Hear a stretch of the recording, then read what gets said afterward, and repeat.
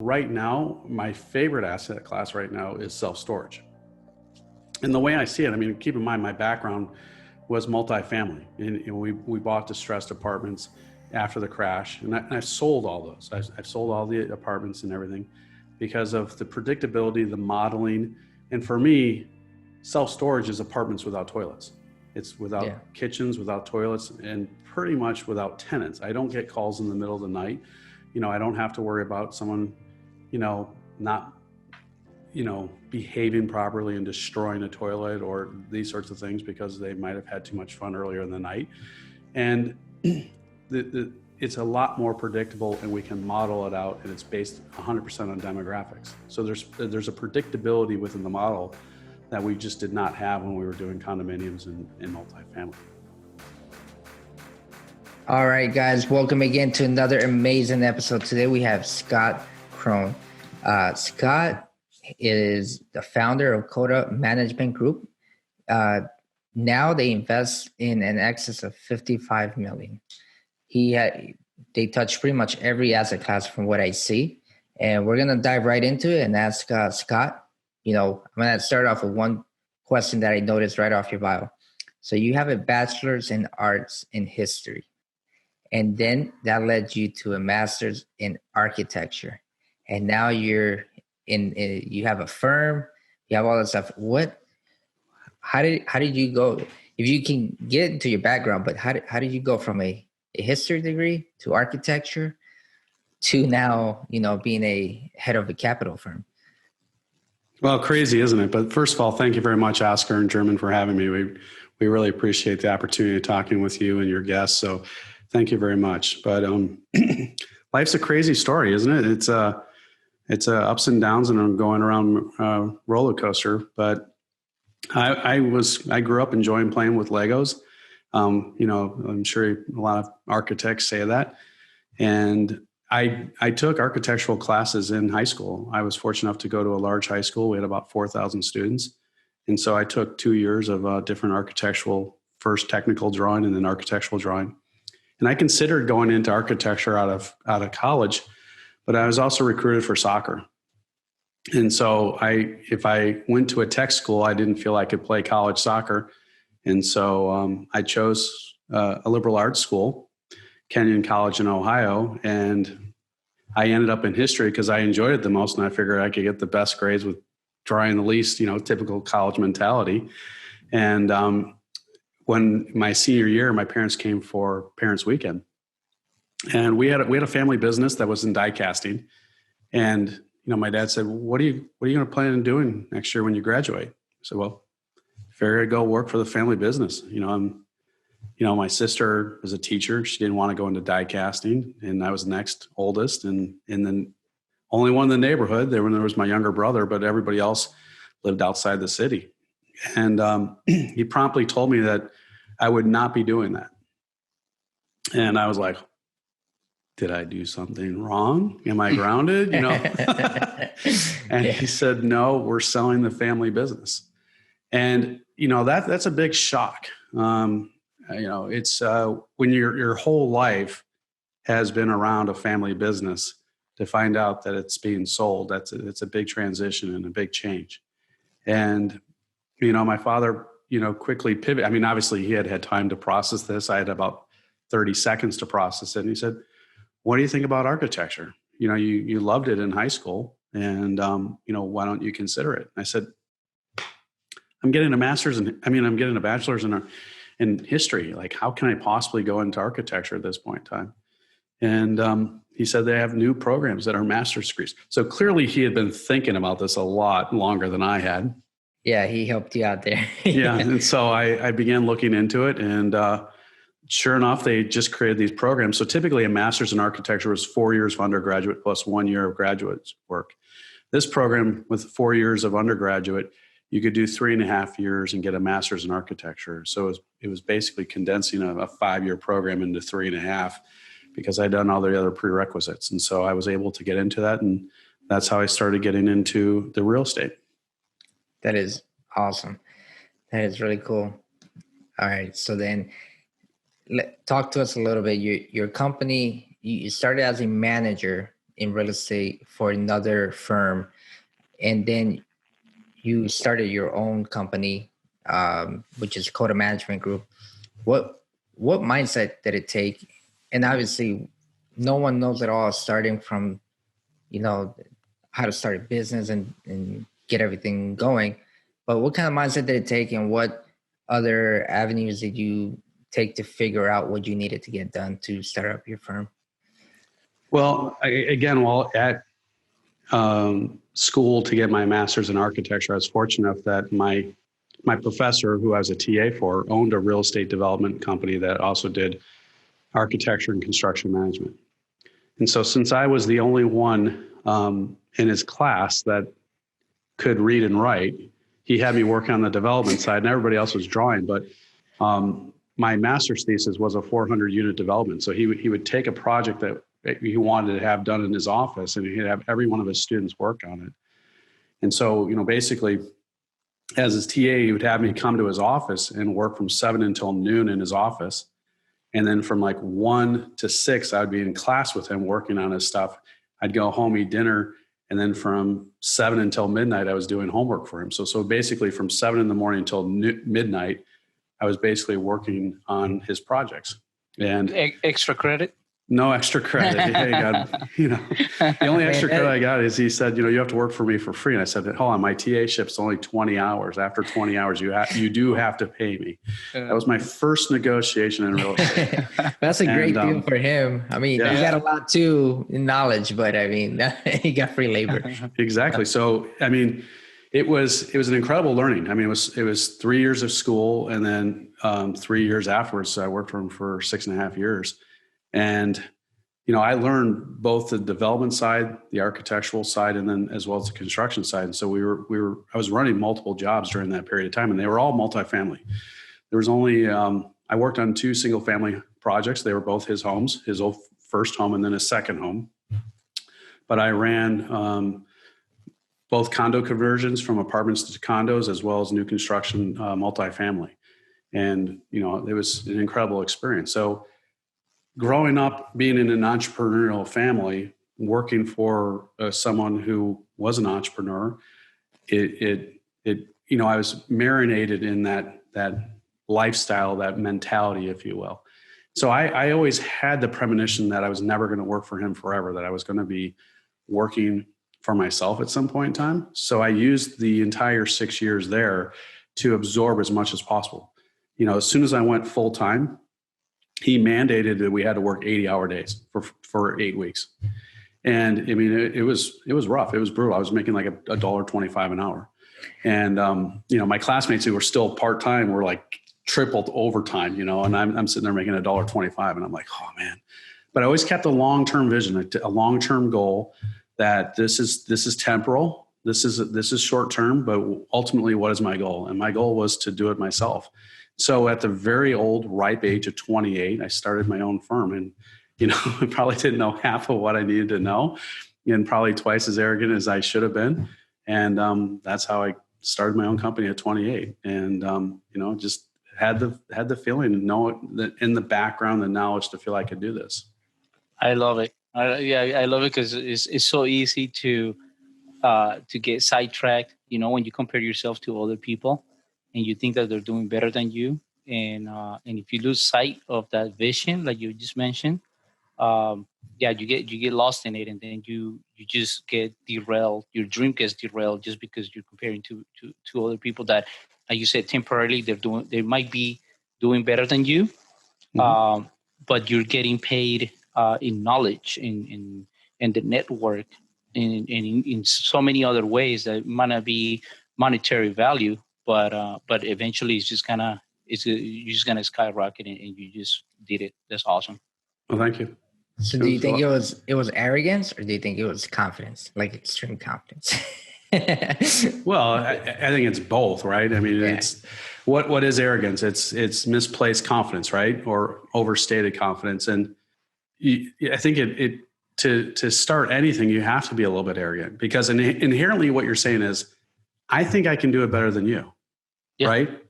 And how do you know that if you've never done it? So therefore, it's got to be arrogance, right? Yeah. And I think over the frame, I recognized the importance and the values of the different things that he taught me, as well as other mentors. I have a phenomenal mentor whose name is Dr. Nito Cobain. He's the president of High Point University, and he owns Great Harvest Bread and Lazy Boy. He's on the board of BBT Bank and a bunch of other things. And he moved here from Lebanon when he was 16 years old with a couple of $100 in his wallet. And, he's risen through the ranks and, is very accomplished in doing these different things. Inherently, when he came to the United States, he didn't even know the language, but he had to teach himself.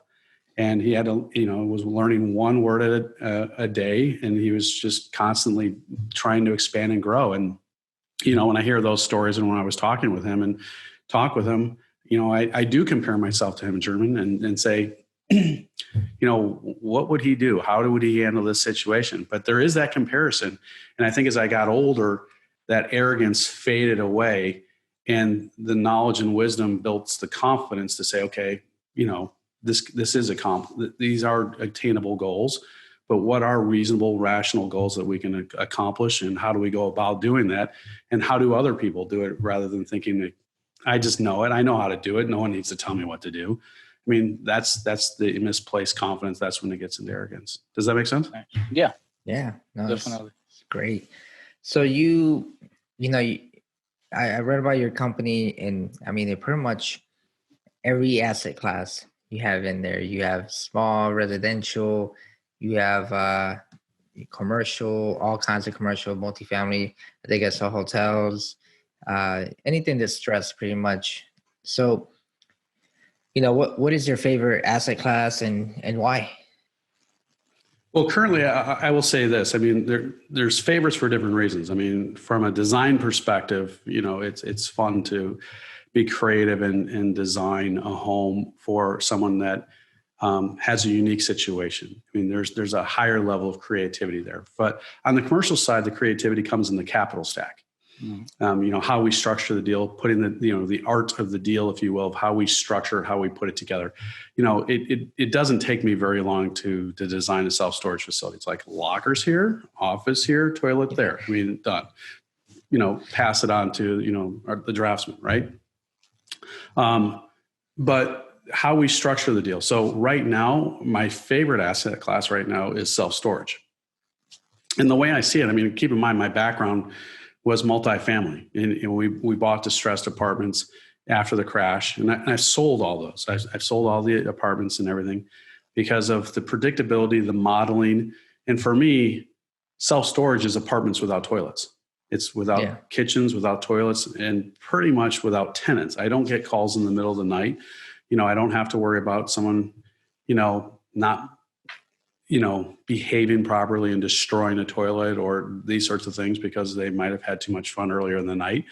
And it's a lot more predictable, and we can model it out, and it's based 100% on demographics. So there's a predictability within the model that we just did not have when we were doing condominiums and multifamily, not to the extent that we have with self-storage.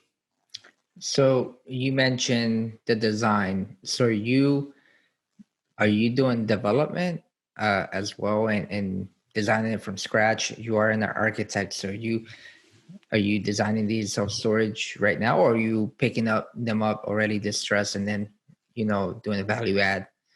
First and foremost, we are developers. So we are buying underutilized commercial buildings throughout the Midwest and converting them into self-storage. So we will identify a property, figure out if it economically is viable, review the building, put together the construction budget, come up with the general layout, the configuration of the spaces, where the different, obviously we're dealing with existing elevators, locations, stairs, but how we're going to lay out the lockers, where the sales office is, how we're going to enter the building, from driving into the building. These are fully climate controlled, fully conditioned spaces that people are literally driving into our buildings to unload their goods and distribute them throughout the building. And then we will hire a local architect because we're working throughout the Midwest.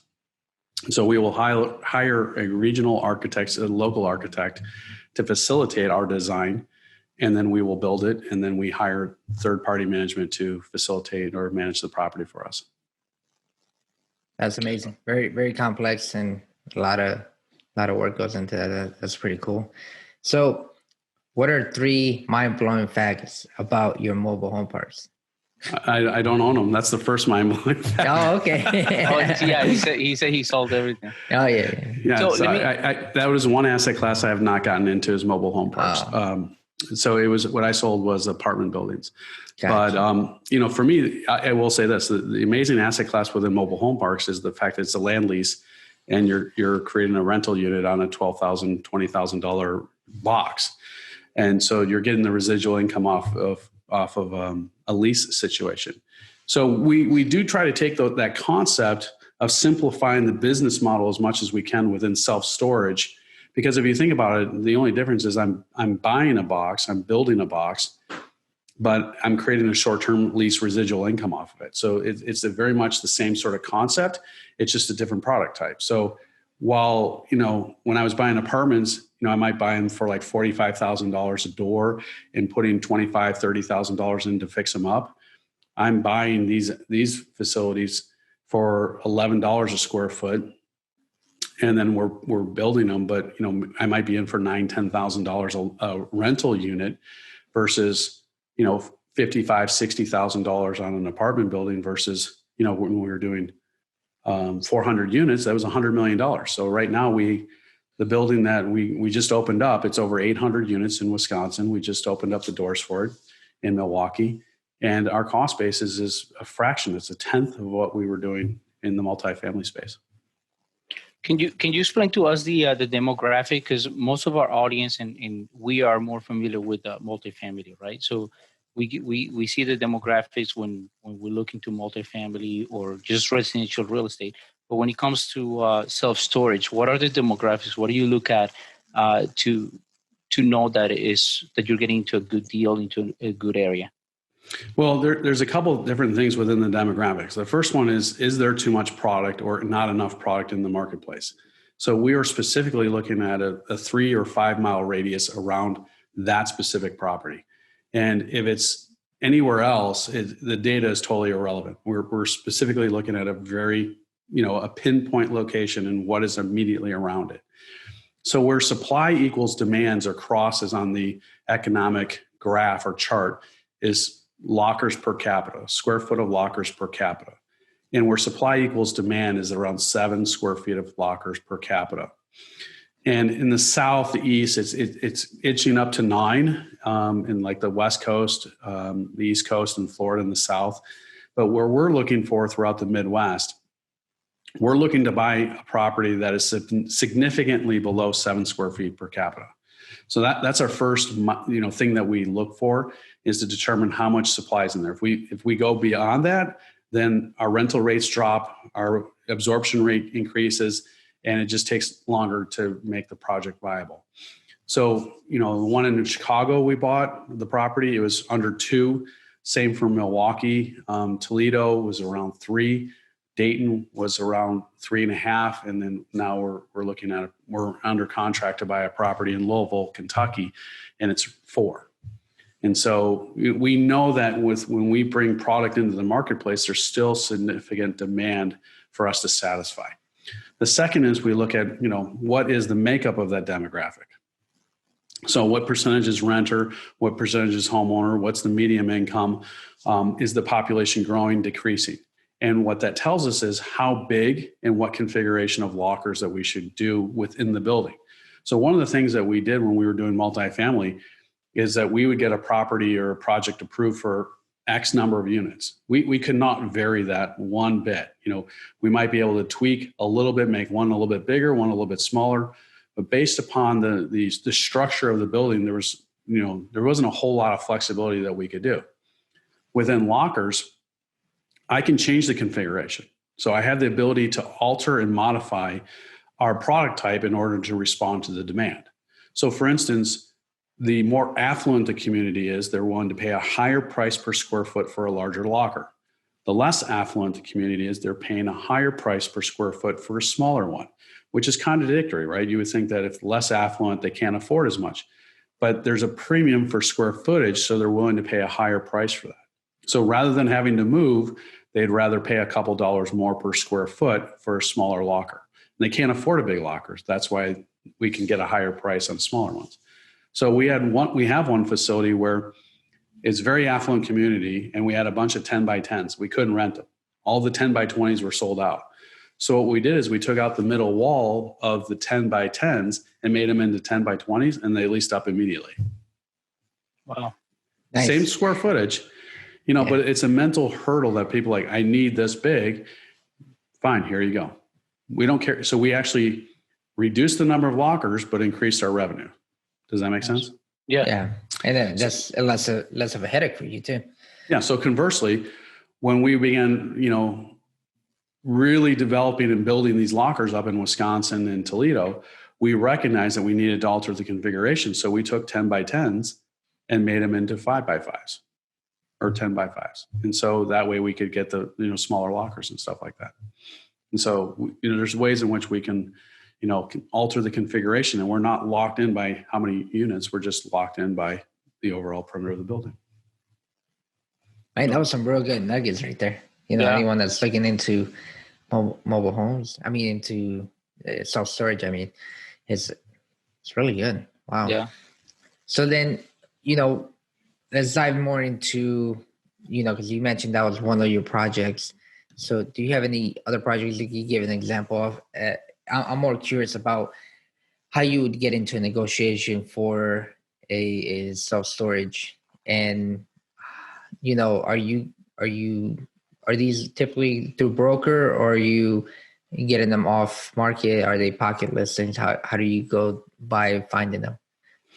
Well, there's two different strategies. One, if you're buying an existing facility, then you're looking at physical occupancy versus economic occupancy. So you might have like 90% occupancy and people actually using your facilities, but only 70% are actually paying. That's the difference between physical and economic. And so when you're buying an existing facility, it's really, you're looking at the NOIs, you're looking for inefficiencies within it, and then it's just applying a cap rate to get to the value. And so, there are wholesale opportunities out there. There are, direct mailing. There is also working with brokers. I probably get 10 listings a day of self-storage facilities. That doesn't mean they're all good deals for us, because a lot of them are retail pricing. So what we're doing is we're buying underperforming commercial buildings and then converting them into self-storage. So for us to wholesale or market one of our buildings, doesn't really apply because of the fact that these buildings aren't already self-storage. Toledo, the building was not on the market. Our broker approached the owner and said, hey, look, I have someone who's looking for a building. This meets the criteria. Would you be interested in selling? And the guy goes, well, maybe depending on the price. And, we came to terms, and then we were able to buy it. The one in Dayton that we bought. So the one in Toledo, we bought for $11 a square foot. Now, I can't build that building for $11 a square foot. I can't even build it for $20 a square foot. So for us to buy it significantly below replacement cost, even with the conversions that we do, gives me a huge competitive advantage compared to our competition. So when we're looking to come in, let's say U-Haul buys a building at $15 a square foot, and then they have their build out, and I can buy it at $11. That means I have a $4 per square foot pricing advantage in terms of where I need to break even. So I'm always trying to come in below what the competition is, or the basis. So that's the basis of how I need to evaluate the project. So Dayton, we bought that one for $11 a square foot. It was empty. The developer was trying to convert it into apartments, and he couldn't get the parking. There was no availability for parking, and so he was trying to figure out what to do with the building. And we came in and bought it. It had been empty for about 40 years. The neighborhood around it is developing very fast. And obviously self-storage is a great secondary product for apartments and condominiums because space is a premium in the city. So that's the reason why we bought the one in Dayton. That's great. With the market being the way it is due to COVID, which when I say the way it is, no one knows what it is because it's all over, right? Are you seeing more opportunity for, these commercial buildings that may be taking more of a hit and converting them. So are you finding more, or is it the opposite for you? Well, we began our due diligence on this building in November of last year, and we actually went to contract as COVID was occurring. We're not scared of recessions in self-storage. In fact, I went back and studied how self-storage performs over the last 4 recessions. So you might not be able to see it, but I do have a little bit of gray. So that means I've been around for a few of these things, but you can definitely tell if I bend over. So the point being is that we went back and looked at, the different recessions, but 91, 01, 11, 08, 09, all those different recessions. And what we saw was that in every recession, self-storage dropped 1% and then rebounded 2 or 3. So the net was always an increase within a year, dropped a little bit and bumped. So I deemed it recession resistant because there's no such thing as recession proof. Yeah. But what there is resistant. It resists recession better than any other product that I've ever seen. So a lot of operators in self-storage, when they see a recession, they begin selling because that's historically when the greatest cap compression has ever occurred in self-storage is in a recessionary market. In fact, when Extra Space bought their portfolio, they were like maybe 5 through 10 in terms of top operators in the country. And then when they bought their portfolio for over $1 billion at a 4.5 cap, they became the top operator in the country. And so that is how they try to control the marketplace, was just acquiring assets. And so right now what we're seeing is a lot of products out there, and then the evaluation is not always great. But as we're coming in, we're looking for those secondary markets which don't have enough supply where we can fill that gap. And so we're coming in under the radar, creating product that other people aren't able to do. Wow, That's amazing. yeah. How does the reposition on a deal looks like for you guys on the self-storage? When we go to sell it? Yes, exactly. So, for example, multifamily is 5 to 7 years, and then we refinance or sell it. On the self-storage assets, how does that work? Well, the modeling is very similar between the two. And keep in mind, it's the asset classes. Think multifamily without toilets. It's a lot more simplistic model. So your operational costs are 55%. Typically, mine are typically 35%. So we have less expenses. I mean, we don't have to fix things, right? Someone might dent a metal wall. Okay, well, take a hammer and knock it back out. So, we're not dealing with major repair items that are in multifamily. So when we look at absorption, right? So if I'm bringing a brand new apartment building online, or if I'm bringing a brand new self-storage, the absorption is exactly the same in terms of predictability. It's like 3% per month. So within 3 years, your whole facility should be operational. So if we're well below 7 on the square feet per capita, then we should be able to get higher occupancy faster. So our facility in Chicago, even in COVID, during that 6-month period of COVID, since we had the grand fortune of opening like a week or two right before our governor said we're closing down the state. Well, I read the proclamation and said, hey, we got to stay open. We've been deemed essential. So there's no reason why we should be closed. And I called our operator. I'm like, keep our doors open. I don't want to see a close sign on that door. 1 day, 1 minute, open up. And we're now 30% occupied in 6 months. So we're double the occupancy in the heart of COVID compared to where we were expected to be. So, that if we're looking at that, the repositioning is the same in terms of lease up. Now, the other evaluation is just very similar. So you're looking at your NOI and applying a cap rate to it. So we compare asset classes. So when we say Class A, Class B, or Class C, we're not talking about bad neighborhoods or bad products. We're typically describing what features and what locations they are. So Class C would be like original first generation self-storage, more out in the country, no climate controlled. It's just you drive into a lot, there's a whole bunch of rows of garage doors, you open it up, you put your stuff in and you drive out.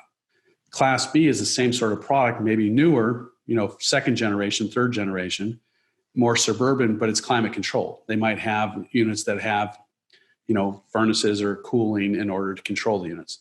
Mm-hmm. Then Class A is what we're doing, which is urban, fully climate controlled where you're driving into the building. So when we're looking at those caps, the cap rates can vary between 5 to 9 or 10 within those different assets classes, which is extremely similar to, multifamily. I mean, right now, I think, multifamily is an all-time great cap compression around 4.5 or 5 for a very good Class A facility, maybe even a 3. Yeah. And when I'm looking, I'm like, why would I go into that asset class and try to acquire an asset at 3%? I mean, where's it going to go for me? It can only go down.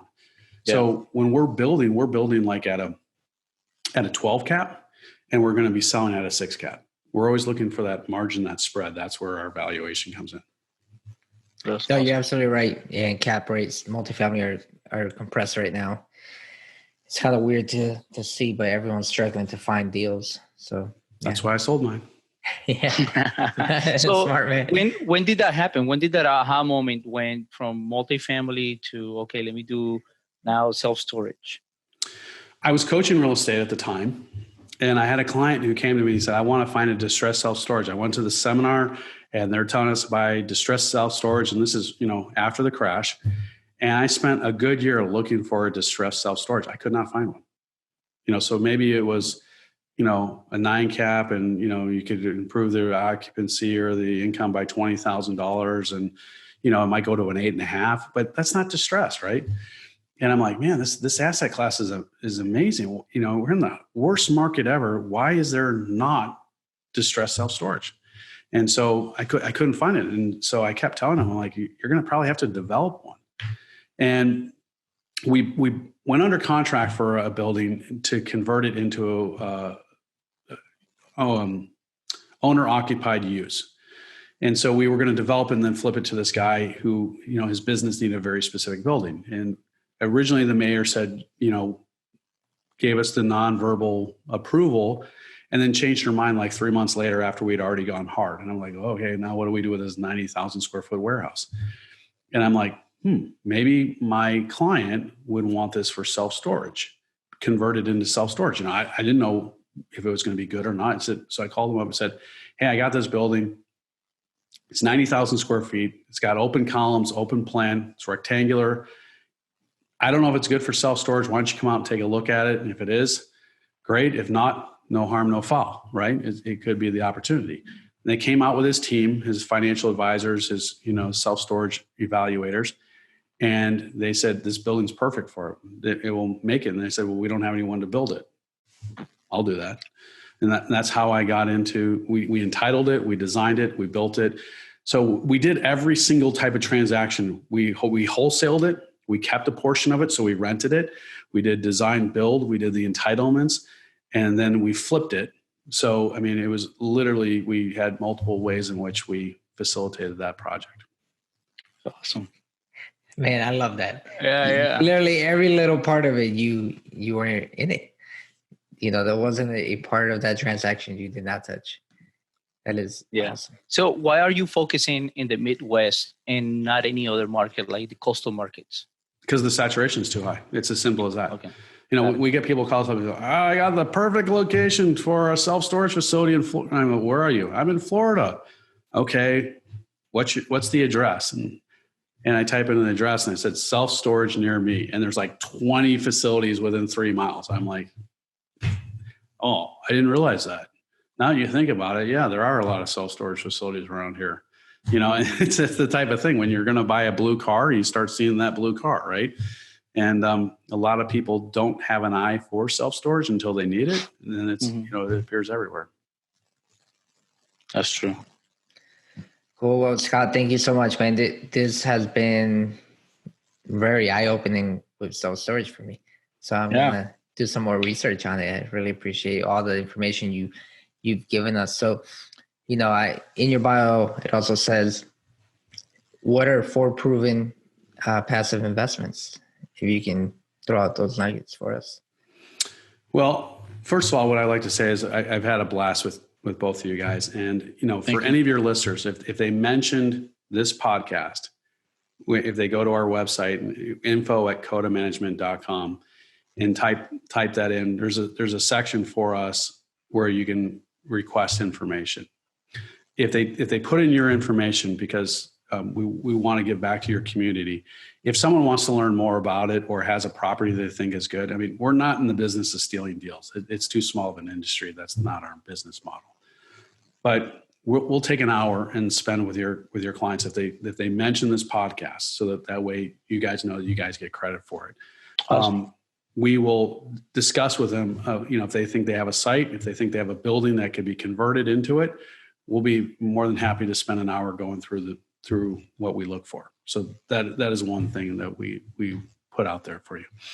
So ways in which we look at how to increase, what we're always doing is we're looking to increase the rate of return for our passive investors. Okay. And my passive investors began with my first project where we bought a house, tore it down, built a new one, and flipped it. Okay. And so we're always looking at how we can increase the capital stack, increase the performance of that capital stack for our investors. And those three investors happen to be my grandfather, my uncle, and my father. And after I gave them a 90% rate of return on their investment, they said, do it again and don't tell anybody.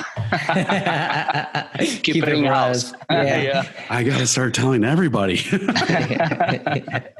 That's awesome. So what we're doing is, like, for instance, opportunity zones. That is one way in which you have capital gains, and it's a way of sheltering capital gains to increase your tax. If you're not giving away 30% to the government, Yeah. you're keeping 30. So it's already an increase of 30% on your rate of return. That is one way in which we look to do it. The other one is PACE financing. That's another way in which we can reduce the amount of capital to increase the rate of return within our capital stack. The other one is we've done historic tax credits.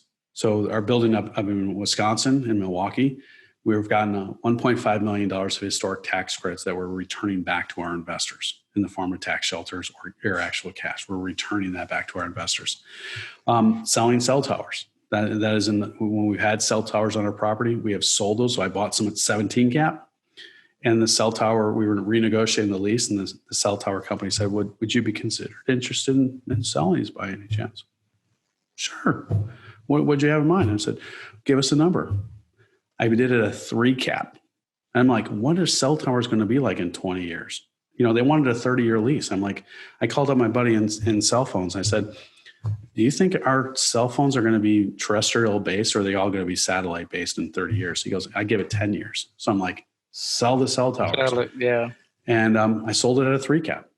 So, I mean, that's a 14 cap differential. Yeah. And we returned our equity back to our investors. So these are ways in which we look to how to increase the project once we've already bought the project. We don't model those things into it, but those are ways when I talk about the art of the deal or the creativity and structuring the deal, those are the things I'm looking for and how we do that. So it's just not self-storage. It's how do we increase our performance of our project all the way through. That's awesome. That's really great.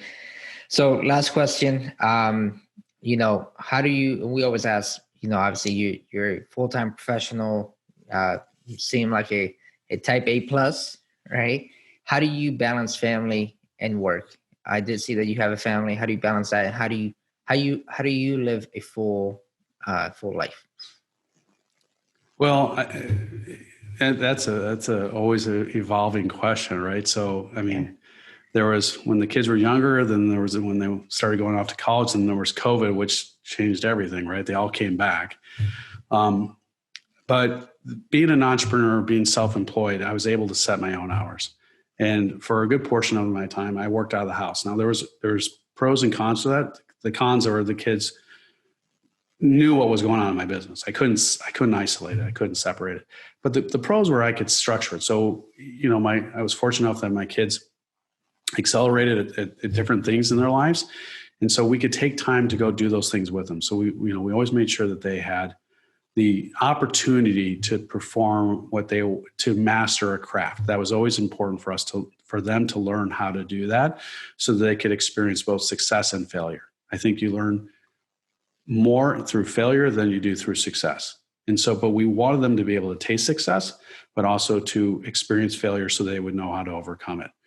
But throughout all of that, the biggest important thing was faith. Faith drove our family. It's how I met my wife. She was a very proper Southern Baptist, lady, and she picked me up in the narthex of a church. It was very forward of her. And so she's like, I didn't do that. I'm like, you approached me. I didn't approach you. But that's how we met. I mean, and that's the cornerstone. That's the rock of our family. And so we've always done that. And COVID was a bittersweet time. My son was playing junior hockey at the time, and his season was interrupted due to injury. And he came home to have the surgery, and then he was never able to go back. And my daughter came home, and she became an EMT, and was actually came home from college and was an EMT and transporting COVID patients around, part of her job. And then we obviously still have our high school student. But every night during the heart of COVID, we came up with a plan that everyone each had to take a day and had to come up with a family activity for us to do, so that we didn't get into this monotonous routine and, boredom and like building time for family. But also we had our own space. We were blessed with a big enough home that we had our own spaces for work. But then when we would come together, we just didn't want to be around a meal and then gone in 10 minutes. So we did different things. We each came up with ideas, and some were fun and some were not so fun, but we agreed that no matter what it was, we weren't going to complain. We were just going to embrace it, do it, and enjoy our time together. And, that was one of the fun things that I enjoy. And this summer, the only thing that stayed open in Chicago, well, in the city, the mayor said, we're shutting the beaches down. Get your beep off the beaches. Your jump sucks. It's still going to suck. So get your off the courts. Go home. Our president of our village said, our beaches are open. Guess what happened? We had 6 million people flocking to our beach. But, we're blessed that we had some things down at the beach where we have a place that is semi-private, that we could keep our stuff there, our boat and different toys. And we just spent an enormous amount of time as a family together on the beach. And we saw it as a way in which to not only be with our family, but have an outlet for the other kids to come and experience, relax, get away, and just joy. And we were very blessed with great weather here in Chicago all summer. I mean, it was just absolutely gorgeous. It was like a perfect summer. So those are some of the ways in which we try to keep family life in checks. And I love it. We talk about it all the time. It's the control that you get when you become an entrepreneur, a successful entrepreneur. You're able to allocate that time with your family, and the fact that you made a bad situation into a good one, with the family and all that. As a matter of fact, I think those are good ideas. Come up with something every day and don't complain. Just let's do it and love the experience. That's amazing. Yeah, and it's always important. We try to talk about that with our viewers because, we talk to a lot of people who are very successful, and some of them, they flat out say during our podcast, they lost their family along the way. And it's important that if that is the core of your family, to remember why you're doing what you're doing, right? Absolutely. And maintaining that balance. And it's always good to hear from people like yourself who have done it, and you have your family and you have your core there functioning. So that's awesome. And congrats on that. Thank you. And you already mentioned, kind of where people can reach you, but if you could always at the end, we like to give you the opportunity. Where can people reach you? Your website, any social medias, anything else that you want to mention? Well, our website is Coda, CODA, MG.com. And our design build site is Coda DB for design build. It's very creative.com. But if you go to info@codamg.com, we'll get that email. But if you also go to our webpage under contact us, there's a way in which you can put in the information, reference this podcast, and then, it will get to us as well. We're also on Facebook for Coda Management Group. And, I think those are the main, there's plenty of ways in which to get hold of us. So. Okay. Nice. Perfect. Well, Scott, thank you so much again for coming on. Truly, this was we dove into a lot, and I really appreciate how much you gave to us and the audience. So my pleasure. Glad to be able to be on it, and thank you for inviting me. Awesome, Scott.